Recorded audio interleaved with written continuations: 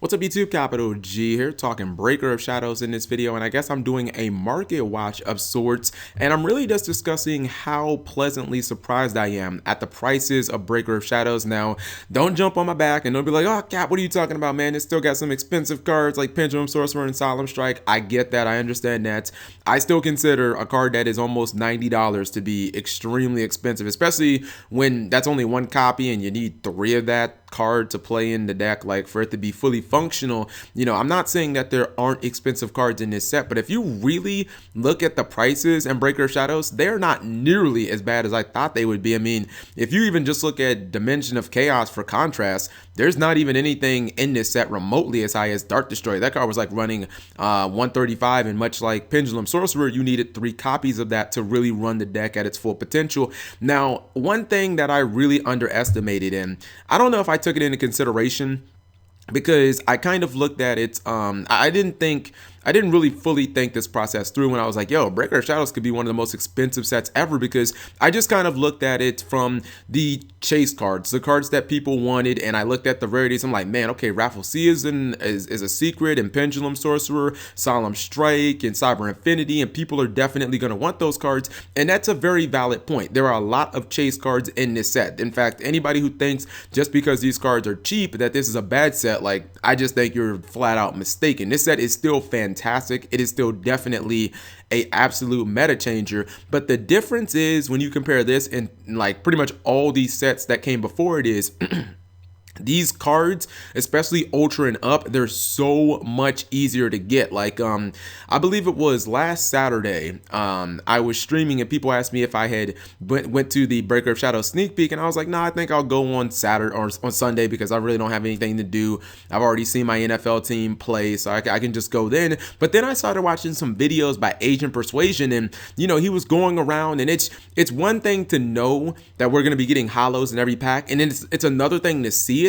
And he opened up 2 sneak peeks worth of cards, like 10 packs, and he ended up getting like it wasn't him, but one time he opened up 5 packs and got like 5 ultra rares, and then somebody else did the same exact thing, and I was just, it dawned on me right then and there, like, holy crap, these cards are easy as fuck to pull. And I think that people are starting to realize that, outside of maybe 1 or 2 cards in the set, these ultra rares, they're not going to be worth nearly as much as hard to find ultra rares in previous packs, or even chase ultra rares. Like, there's not going to be any more farm girls, at least not any in the short term, because Konami giving us kind of like a hollow in every pack, I think they've unintentionally flooded the market, which is really, really good. I mean, it's bad if you're an investor or if you're like a vendor, but if you're just like a common player like I am, as most of you guys are, it is absolutely fantastic, because if you look at these prices, and if you guys have been watching the prices over the last couple of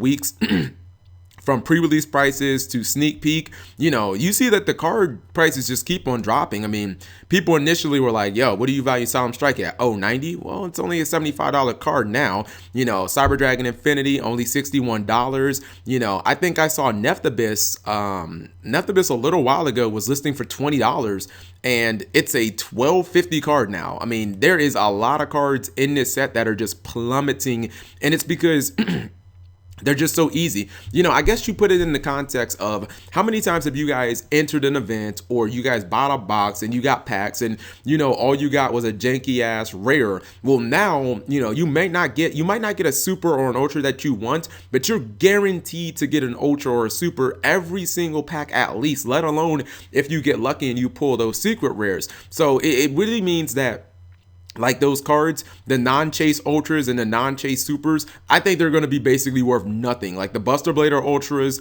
the Buster Blader like supers, there's the Buster Blader Dragon. Like, I honestly think that those cards are going to be worth like $2, $3. I don't see them going higher than like $4.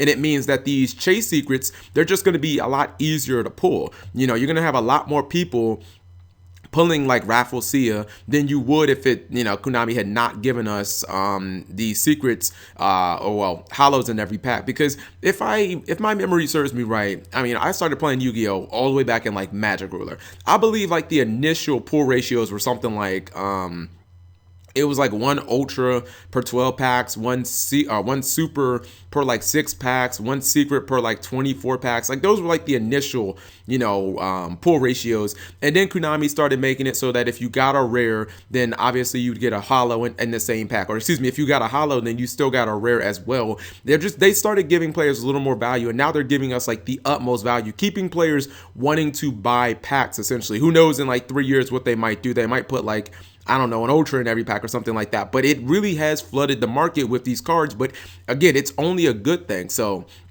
I think that a lot of us initially thought that this set was going to be really expensive and you were going to have to spend an arm and a leg on this set, but Twin Twister, less than $10. And I think that a lot of these cards, especially considering this is the first day of the initial release, just wait about a week and a half. I think Cyber Dragon Infinity is going to be like a $40 card because, put it into context, guys, you only need one of them.